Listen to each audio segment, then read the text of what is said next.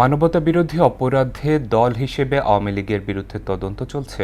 অভিযোগ প্রমাণিত হলে আন্তর্জাতিক অপরাধ ট্রাইব্যুনালে দলটি নিষিদ্ধ হতে পারে বলে জানিয়েছেন চিফ প্রসিকিউটর মোহাম্মদ আমিনুল ইসলাম। দুপুরে নিজ কার্যালয়ে ব্রিফিংয়ে তিনি এসব কথা বলেন। আওয়ামী লীগের বিচার করতে নতুন আইনের প্রয়োজন নেই উল্লেখ করে চিফ প্রসিকিউটর বলেন, দলটির প্রণীত আইনেই বিচার করা সম্ভব। আরও জানাচ্ছেন মুদাসসির আলী। কার্যক্রম নিষিদ্ধ থাকলেও দল হিসেবে এখনও নিষিদ্ধ নয় আওয়ামী লীগ। তবে জুলাই আন্দোলনে সংঘটিত মানবতা বিরোধী অপরাধে মৃত্যুদণ্ড দেয়া হয়েছে দলটির সভানেত্রী শেখ হাসিনাকে।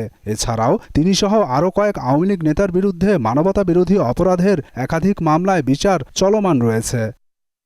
সংগঠন হিসেবে মানবতা বিরোধী অপরাধে আওয়ামী লীগের দায় আছে কিনা তা নিয়ে নিজ কার্যালয়ে কথা বলেন আন্তর্জাতিক অপরাধ ট্রাইব্যুনালের চিফ প্রসিকিউটর মোহাম্মদ আমিনুল ইসলাম। তিনি জানান, এ বিষয়ে তদন্ত চলছে। প্রমাণ পাওয়া গেলে আইন অনুযায়ী নিষিদ্ধ হতে পারে দলটি।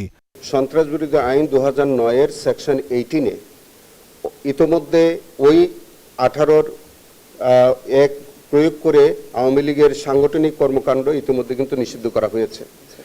সেকেন্ড পার্টটা হচ্ছে যে সংগঠন হিসেবেও কিন্তু তাকে ব্যান করার আইনগত বিধান আছে।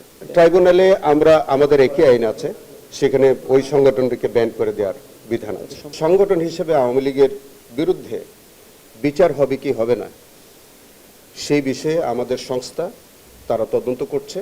চিফ প্রসিকিউটর জানান, মানবতা বিরোধী অপরাধের সঙ্গে কোনো সংগঠনের সংশ্লিষ্টতার প্রমাণ পাওয়া গেলে তার বিরুদ্ধে ব্যবস্থা নেওয়ার কথা ট্রাইব্যুনাল আইনেই আছে, যা আওয়ামী লীগ শাসনামলে করা হয়েছে। বাংলাদেশ আওয়ামী লীগ 1973 সালে ইন্টারন্যাশনাল ক্রাইমস ট্রাইব্যুনাল অ্যাক্ট 1973 প্রণয়ন করে। সেই আইনটি সংশোধন করে 2013 সালে অর্গানাইজেশনকে বিচারের আওতায় আনার জন্য তারা অ্যামেন্ডমেন্ট করে।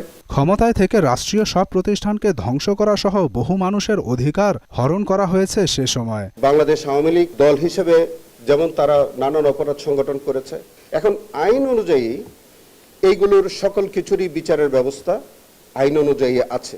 জুলাই আন্দোলন ছাড়াও আওয়ামী লীগের সকল কর্মকাণ্ডের বিচার করা হবে বলেও জানান আমিনুল ইসলাম।